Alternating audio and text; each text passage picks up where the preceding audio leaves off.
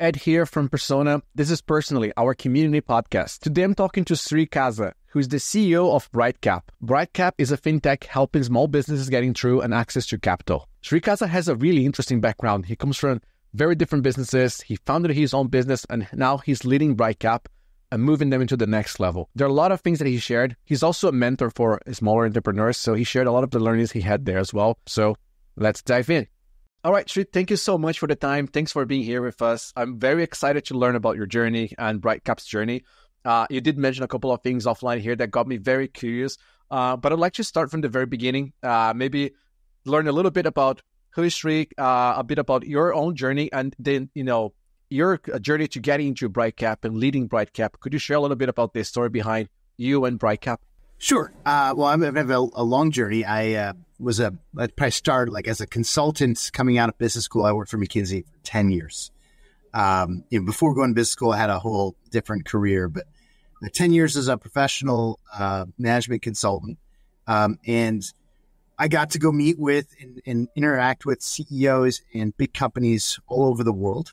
And, one of the things that I always felt when I got home was, I get to play with some of the coolest toys in the neighborhood, because some of these big companies have really cool problems, but I had none that were my own. Didn't have my own toys. And I wanted to feel some sense of ownership and kind of feel some sense of creation that something truly belonged to me. So one of the reasons I left, I love that firm, and I would go back if there was an opportunity, or if I wasn't working on things I'm working on. But one of the things that I've gotten since I've left is this opportunity to go create my own business, or at least create my own piece of a business within other businesses. So I worked for Viking Cruises after leaving McKinsey, and I had a chance to help launch an entire ocean cruise line for a company that was only doing river cruises. And after working for Viking Cruises and getting a river cruise line, getting an ocean cruise line launched, I went to a tax credit services company and helped to launch and rebuild a digital process for helping small businesses get tax credits. And we had a whole division of the company focused on just helping these small businesses automate their tax credit process. I founded a company. I left that company. I founded a company called Telitica to help businesses identify talent that would actually stick around. So we used some neat analytics to go connect the payroll data and the hiring data, because these have all become standardized recently. You can snap in now a product that would actually analyze your payroll and analyze your applicants and say, well, this person has a high likelihood of sticking around 3 months. And how many small businesses just need that information? Like, that's all they like. Oh my goodness, this person's going to stay with me. I want this person. So it was a very productive product. And as that took off, and the applicant tracking world has kind of grown, and businesses like Indeed and ZipRecruiter are actually eating up in that space.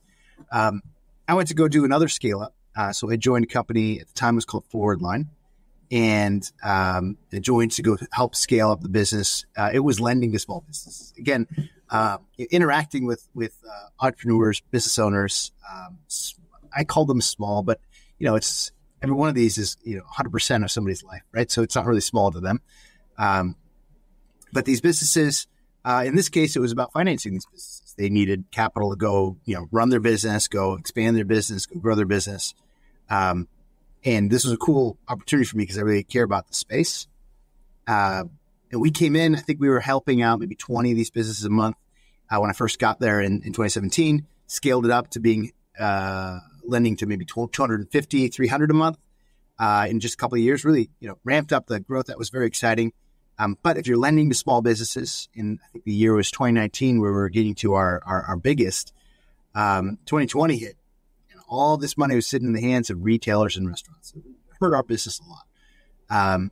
We had to kind of restructure the company, put it into a slow mode. We weren't completely unprofitable, but we were not making enough money to be at scale, and we had to shrink. At the beginning of 2023, though, we had an opportunity to go and restart with a new investor and new capital behind us. And we rebranded as BrightCap and have launched and been on a growth tear ever since. And again, we've proven that we can grow. There's a ton of small businesses that need capital. So it's not a difficult place to help the market. But you've got to be pretty smart about how you grow. You can't grow too fast and make the wrong lending decisions in this industry. So, but that's where we're at today. That's my personal journey to get here and running a fast growing small business lender. That's amazing. I love that. I love the fact that you're going for like so many different backgrounds, and it probably helps you be very versatile when you think about these things. And you're right on. The COVID hit a lot of companies big time. I love the fact that you shared this, because a lot of the times it's what they say, when the tides are low, you can see who's swimming naked. So what you said is right. I mean, you had a business case that's proven, like it's a model that works. It's just that it's just a different situation. The market's tough now, but it's coming back, and it's coming back. You coming back with it. And I love this. If we dive a little bit more into the challenges, that sounds like a pun when I was talking about the ocean and now the dive, but it was not intended. But if we talk a little bit about the challenges and learnings, I think two things here I wanted to hear from you is, as a founder, as someone who has built businesses and has helped them grow 10x or more, because you mentioned it's probably even more than 10x at this point. You probably have learned a lot of things, about, hiring, about talking to people, about mentoring, about other aspects that are beyond just the business, the operations. Could you share a little bit about learnings you had and during these challenges that you went through, or maybe like a specific story, something that you felt like could be helpful for people to learn from you?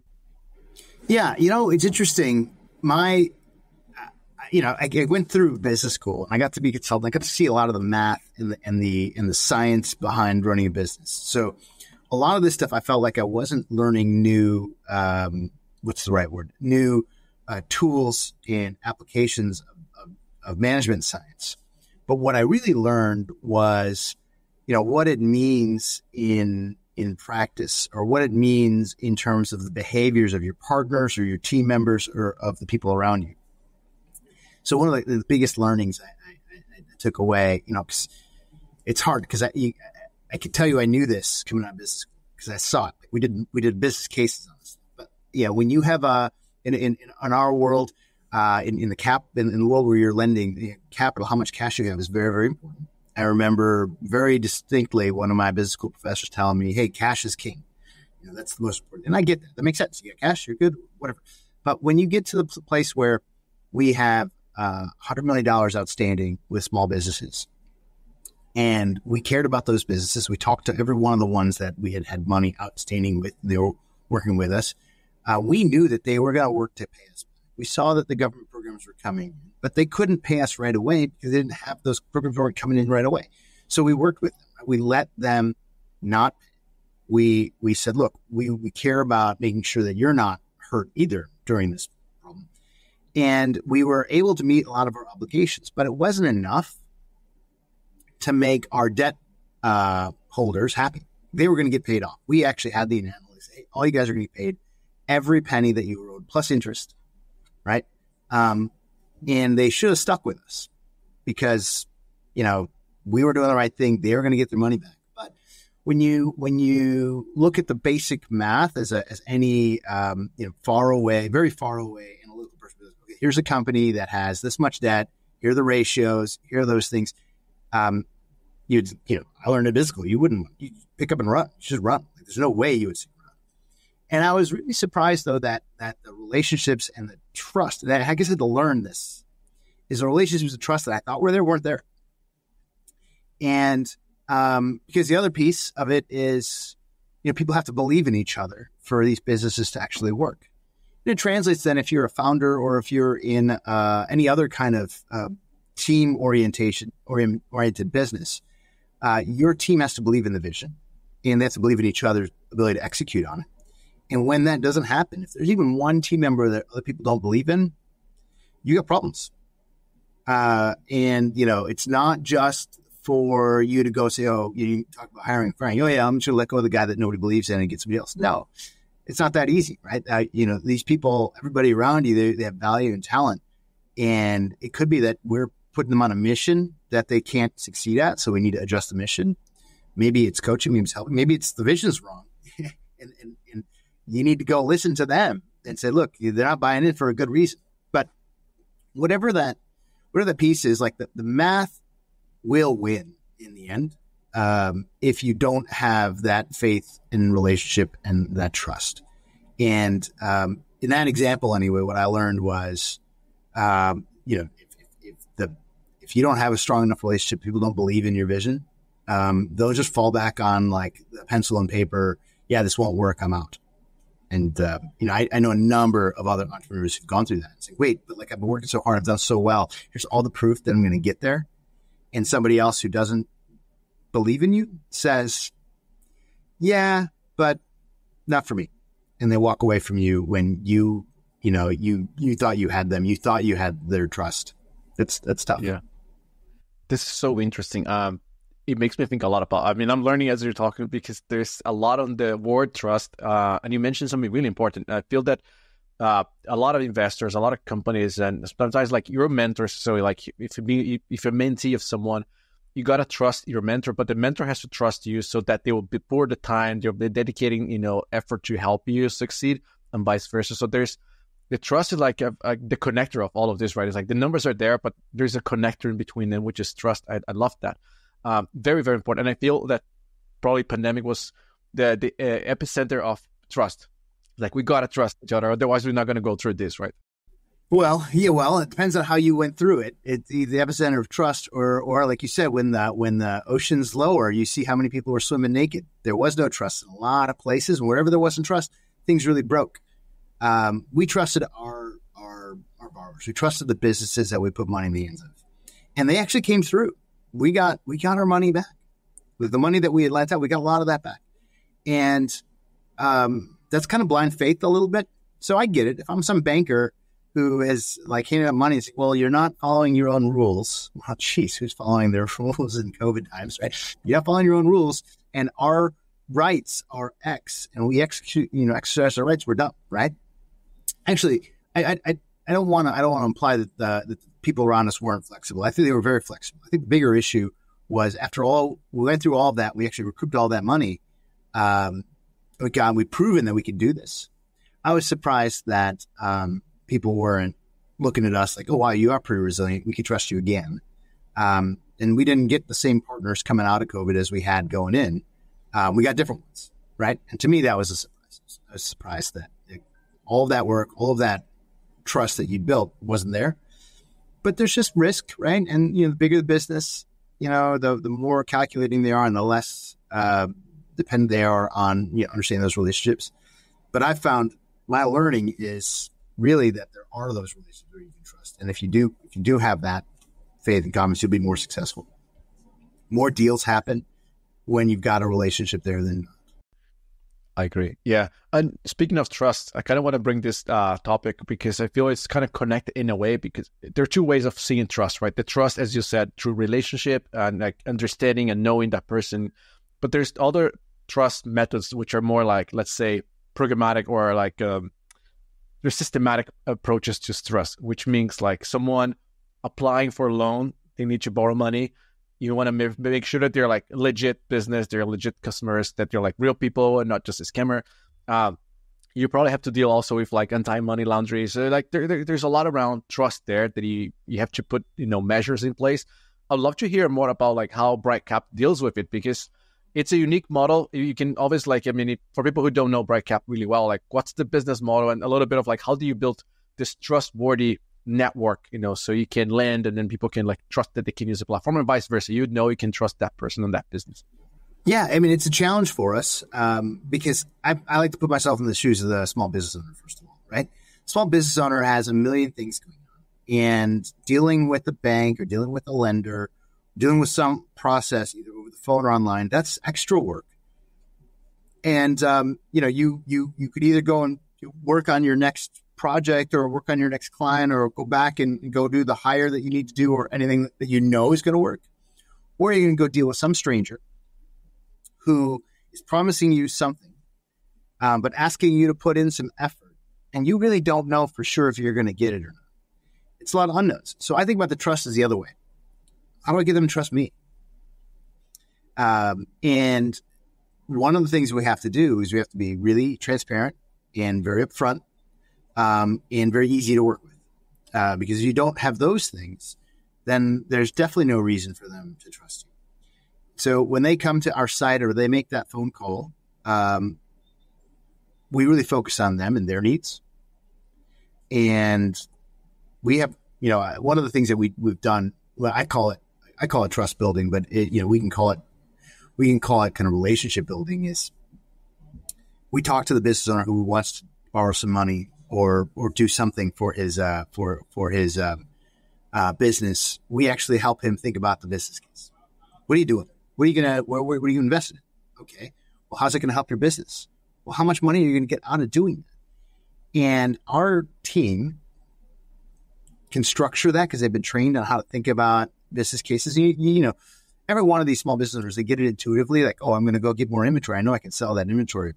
But if you don't actually help them with that math, right, they may actually make a decision that says, oh, yeah, I'm going to borrow this much money and I'm going to sell it. I'm going to sell it for that much. But you're like, wait, what about the interest? What about this? And the math doesn't work. So we have our guys always do the math help them do the math. And I consider that trust, because if you get the math and it says don't do this thing, you as a salesperson will lose the deal. That's good. That's good to lose the deal with the math. Go and say, you know what, sir, don't borrow this money. Not now. You're not going to make enough, right? And it doesn't happen that often, but everybody on my team has the confidence to say that. That creates trust. Then they're like, okay, I get it, right? I understand. You're looking out for me here. You're trying to help me with my business. And if you can't help me, you would be clear about it. Of course, we're out there. Well, maybe we'll find some other options. We'll look for, is there other ways to make it work? We'll be some problem solving here, but we're not going to go and say, take this because it's going to help you economically, when we do the math and say it isn't. So it's a unique step to our process, but it's to me, it's us building trust. And then of course, when you're talking to a guy who doesn't care that his business case is bad, that's a nice red flag. Doesn't matter. I know I'm going to lose money, but I still want it. I'm like, I think, you know what? Why don't we hold off here a bit, right? You don't want the guy who wants the money who isn't going to pay it off. Yeah, I really like this approach because you mentioned something that's very important. I think I can probably say, you probably know this by numbers, I'm going to guess here, but I imagine that majority of people don't know how to deal with money. And that's seen by like people with bad debt, bad ways of managing their money. And a lot of times what we learn, especially, I'm coming from Europe, so it's different, but like when you come into the US, I think a lot of people think that the more money that's poured into their businesses, the better. Like they're going to grow and it's going to be better. But they don't know how to manage that, right? They don't know how to spend and spend wisely. And then to your point, I think people will sometimes like look at the shallow numbers and think about, oh, I need a lot of money and I need like low interest or like low giveaway, low shares or low equity in my business. And it's not about that. If you're wise about how you spend your money, the interest rates are like secondary, right? It's more about how am I going to be smart about that? Does that make sense? Am I reading this right? Yeah, well, I think that's true for a lot of people. It's not true for everybody. People with lots of money, the interest rate's all that matters because they already have the option. They don't have to go somewhere else. And then people with no money, the interest rate is super important, but it's what are you going to do with the money that has to trump the interest rates. And it's tough. Like we live in a society where not everybody comes in with a good understanding of how to manage their finances. And people don't always understand what the credit bureaus do for them. Like most people hate credit bureaus, which I understand why people hate the credit bureaus. But the reality is, if I'm an individual who's out there who needs money and I don't have a reputation, like nobody knows me, right? Where is my reputation? My financial reputation sits at these bureaus and they document it on my behalf, right? As a consumer or a user of the credit bureau. I like it because it tells anybody who wants to know, do I pay my bills on time? Am I good for this money? Says yes. But a lot of people, they're not aware that the whole point of the bureaus was to advocate for you. And then they make a mistake. The mistake's on my permanent record, right? You remember, I don't know if you remember this. We have this in American schooling. Someone will, hey, this could be on your permanent record. It's scary. Oh my goodness. Now people always know that I didn't pay, Ed 16 years ago. And there's a lot of work by the credit bureaus to kind of weed out what's relevant, what's not. And there's all these scores. But most of the people we lend to are folks who haven't managed it well, right? We have a national attention. A large portion of our small business borrowers, have really good credit score, 700 and better. But there's a whole segment that haven't managed it well. And then when they talk to us, they're talking to us because they have no other options. And then you have to ask the question, do you know how to manage your business? And is there a good track record on managing your business? And a lot of these guys do know how to manage their business.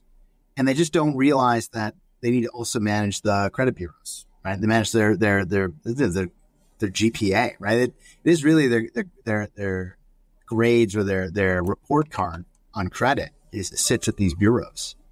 Makes sense. That makes so much sense. And on that kind of topic still, because I really I think it's appreciated that you think about this and you empower your team to help them, even if it's to say no, we're not going to work with you, but being very honest. I love that. When it comes to the practical ways of doing that work and doing that, that verification, that, trust element with them and building that, how is that?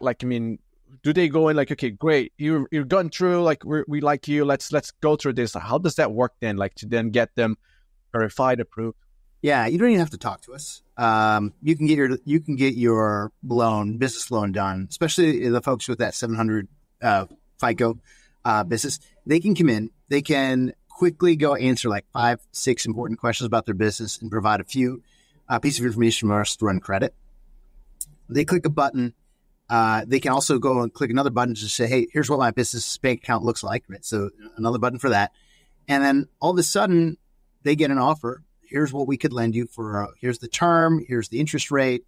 They don't have to answer the business case questions. They're doing self-serve. Although we give them that tool online, they can actually fill out their business case online. We think they should, but we're not getting in the way of them doing the process. The moment they see the financing product, it's not all loans. We do a lot of loans, but we also do advances and other types of products for different businesses in different situations. Whatever that financing product is that they like, click checkout. I still haven't even talked to the person. It could be 5-10 minutes into their first online session with us. But the moment they click checkout, now I got to get my act together. I'm about to give $50,000 to somebody, $75,000 to somebody. I've got the data. We've talked to the bureaus. We know that whatever data he typed in was right. But what if he stole the data from somebody else? Don't know, right? What if it's the husband or the wife of an ownership business that yes, one person's on it, but the other person's doing this thing. So the moment they click that checkup, I say, hey, I'm ready to go and sign a contract and have money deposited into my account today, right? Run the deposit. Actually, it shows up by ACH. It'll show up the next day. But getting that money, they can click and get the money. But we need persona where we say, okay, well, I haven't talked to you. And I know you've given me all this great information about a person and a business, and we figured out that that's the person and the business, and it's a good business with a good reputation. But who are you sitting there at your desk? So we use persona and their selfie to go make sure that this is the right person before we get a contract signed. And we linked the two. So you're about to sign a contract. I want a picture of the person and a picture of their ID who is signing the contract and the IP address. We line them all up. So, okay, this is really who you are. And this lets you get this done in 20 minutes. We know who you are. And anybody who's going to go through this and oh, I don't want to, why are you making me take a selfie, all this stuff? Call us. We'll talk to you. We'll learn a little bit more. We'll do an interview, right? If you don't, if you feel self-conscious and you don't want to take a picture of yourself or you don't have a phone that can take a picture of yourself, fine. But we think that's one of the lightest touch ways to go and get this done, right? You could, but persona helps it. You can't fake that driver's license and the selfie and the other pieces we're putting together. And then you can get your cash, you just get working on your business. The biggest thing is just don't want to get in their way. Get this done in 20 minutes, get back to business. That's amazing. I love that. I love, thanks for the plug. And obviously I'm very biased to say that Persona helps a lot with this verification process, but you're absolutely right. I think one of the things that sharing like a personal experience, I feel like would help me a lot as someone who'd be like looking to borrow, looking to engage with a business, is that they check a lot about me. It may feel like, is it friction? Not really. Like in this case, I want to make sure that I'm dealing with someone who's doing the right way of checking my information so that I can also trust them. Because imagine like, if, as you mentioned, like if it's a company that you click and like, sure, we're going to send you a deposit. It'd be like, hey, sure. I mean, that's it's too sketchy. We're like, oh, we will check. You're still good to go. You can still self-serve. But we did our due diligence here. We did some verification on you.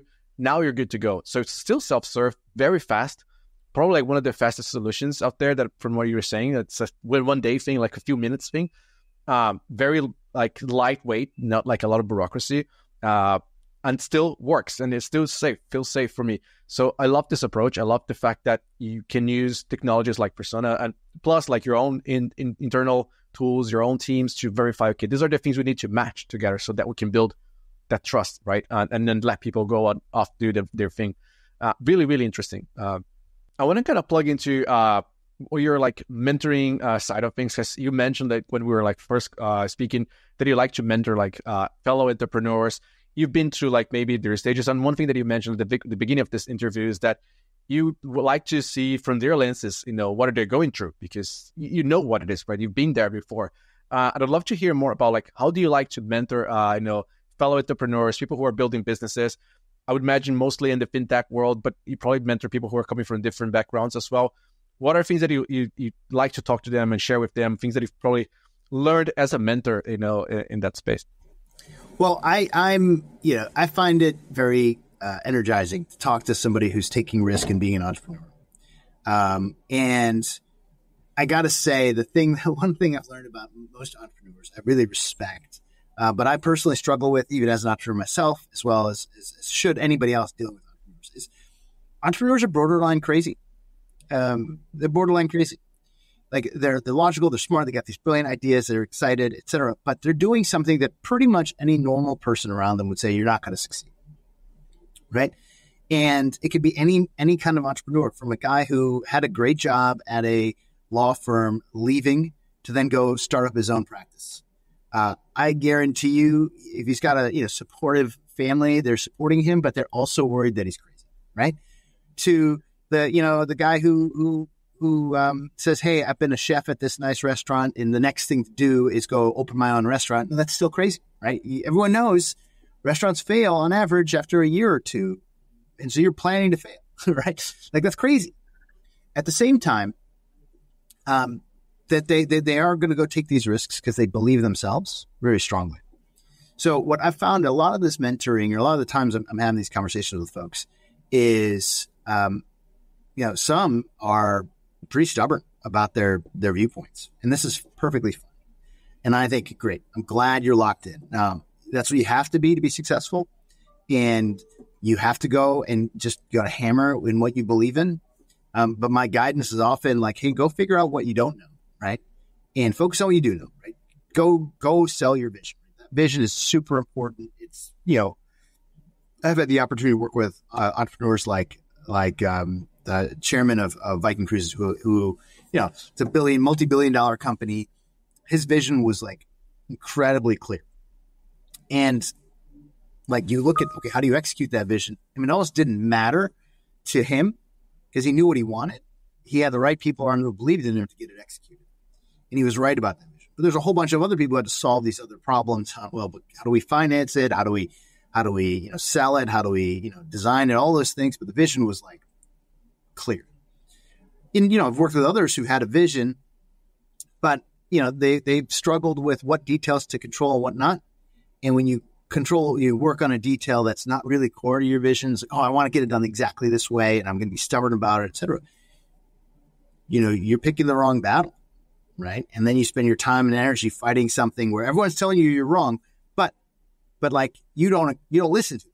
Like, and I both love that and hate that about entrepreneurs is, yes, you have to be able to go and do your thing in the face of everybody telling you that you're wrong. You have to. But what thing are you thinking that you know so well, that you believe in so hard, that everybody else is wrong? Is it your go-to-market strategy, or is it your product? Is it your economics here, or is it your culture that you're really working towards? It's not everything. Go pick the thing that you really know and what you really, really going to be good at. And yeah, you have to be defending that vision of yours really, really fiercely against anybody who's attacking it. But be careful. None of you guys, not even the best of you, is going to have the perfect vision on everything. Yeah, I love that. That's so good. It reminds me of, in a sense, the westernized version of the ikigai, which is this Japanese term for finding something that you're extremely passionate about, but that you know you're good at, and that you want to do. And then the fourth element in the westernized version is that the world needs, so they would pay you for it. Tell me the word again, the Japanese word. Ikigai. Ikigai. Okay. Yes. Oh, okay. So I lived in Japan for a year and a half, pre-business school. And one of the things that I experienced, which really is part of what I'm so excited about with small businesses, is go to these restaurants or any kind of service place. Didn't understand it at first, but I would go in and there wouldn't be a waiter or a host at the ramen place or the sushi place. There's actually basically nothing other than the chef making the food by himself. And how do you order? Oh, you don't talk to the chef. You go to that machine in the corner, you put some money in the machine, you push a button, you get a little ticket. This is 20-something years ago, so we didn't have like internet stuff. You just print out a little ticket. And then you go to that person, you give them the ticket, and then you get your food. And this ikigai means he is fantastic at making ramen. That's what he does. He's 100% committed. And now maybe it's a yakitori place, or maybe it's a different kind of cuisine. It's a soba place or a udon place, whatever it is. Fantastic at his one thing. Completely focused on. And then they have all these weird gizmos and gadgets, etc., that do all the rest for you. So you've got this gizmo with these like fake plastic food things to see what the food looks like, so you can push the button and get a little ticket. He doesn't have anybody else because he's solely focused on being a master at his craft. So yeah, I'm very inspired by that same concept, ikigai. For many of these other things, you have to have a passion for what you're trying to get done. And it's okay to be militant about that passion, but surround yourself with either people or gizmos and gadgets, or go online and find the software or the service provider that does that for you when it's not part of what you're going to be passionate about and a master of. Yeah, I love that. And there's one thing to the ikigai element that you probably know more. And you're doing this maybe, consciously or unconsciously, which is when we talk about this, like the world needs and, can get paid for. That's like a badly translated version that came to the American ikigai version. But originally, when I actually learned from Japanese friends, they said it's about community. It's about giving back. So it's about serving. And when you say you're mentoring fellow entrepreneurs, you're giving back. You're like, all the learnings you had throughout your experience, you're giving back, right? So it's almost like you're fulfilling your ikigai now, your purpose, because you're doing all the work, you're using your experience and sharing passion, but you're giving back. It's not only like retaining that and I love that aspect. I appreciate that. Yeah. I kind of wanted to wrap with maybe it's something that's more like forward thinking. I'd love to hear more about what's next for BrightCap. You mentioned you kind of reinvented yourselves. You're coming back from after pandemic and all. But even for you personally, if there's anything that you feel inspired to do next, anything that you'd like to get more excited about in the next few years that you could share with us? Well, I'm super excited about scaling up the business that we're in. One of the challenges that I have in front of me in terms of scaling it up is, we do a lot of work directly with the direct businesses. And we want to start working more broadly with brokers as well. So somebody else who owns that relationship. Now, for me, like I told you when we started, we have this very specific process for building trust. And it's different than what any other business does. So for us to go and start partnering with brokers who are out there talking to these businesses directly, and then shopping financing application to many different lenders, how do we get that same level of trust? So I'm excited about building a relationship with many of I'm going to call them advisors, not brokers, advisors to the small businesses, but only the ones who have a trust first relationship with their clients. And I want to go work with them to either make that better and collaborate with them on building that mutual trust, and as well extend my view on how do I have a productive two-way relationship with these guys. I know they're going to make some commission off me funding a loan or an advance, but a two-way relationship is much more. It's much more than, hey, there's a transaction and we're going to get some money or not. Then I think over the next couple of years, building that network with a number of like-minded leaders that care about the businesses they work with and they care about their partners in a way that's more than just financial is exciting for me. I think that's real. I think it's something that can be built. I've got examples from other industries where I've seen that built. I want to see that built in my industry. Nice. I like that. Do you plan to expand internationally at some point? It's not on our immediate radar. There's so many opportunities here in the States. What's interesting about the lending and finance industry is the data landscapes are completely different in different parts of the world. And now we could go and do some place, but we have to go do a whole new, approach on data. And this is where it's also a struggle for me is when you don't know enough. This is why I go back to like defending the credit bureaus. When you don't know anything about a business or a person, you got to have a much higher rate to make up for what you don't know, right? But if you weed out folks and get to the people who you'll pay you back, you get a lower rate. So if we went international, and we see it because we have other competitors we've seen others who go international, the rates they charge are really, really high because they just don't have enough data to be confident that somebody's going to pay back.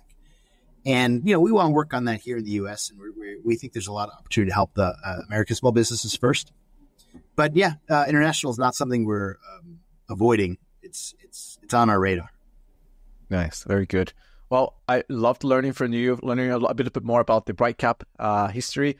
Now, if a lot of people who are here, they're founders, they have their own businesses. Some of them have small businesses. So it might be interesting for them to, learn more about BrightCap.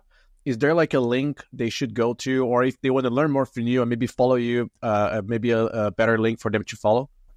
Yeah. I mean, you could follow me on LinkedIn. I'm on LinkedIn. It's Sri Kaza. And, I think I'm the only one, or at least the only one with that as my LinkedIn handle.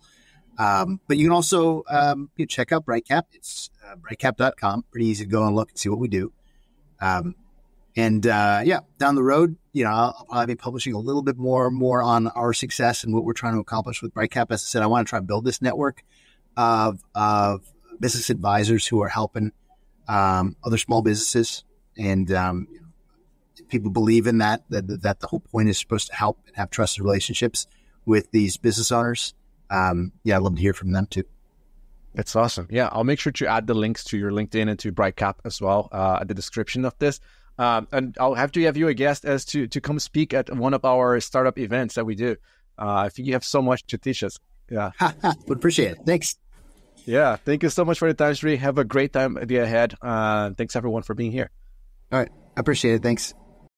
And if you like this episode, make sure that you like, that you subscribe, leave your comments. I would love to hear your feedback, what you liked, what you disliked, things that you'd like to see different. If you're a speaker or if you're a startup founder and you want to be invited, let me know in the comments as well. You can send me a direct message on LinkedIn. I'd love to hear from you. And you're a founder of a startup and you want to join our startup program, it's free for 1 year. You get access to our content, our webinars, events, and a lot of things that are coming. And you can sign up.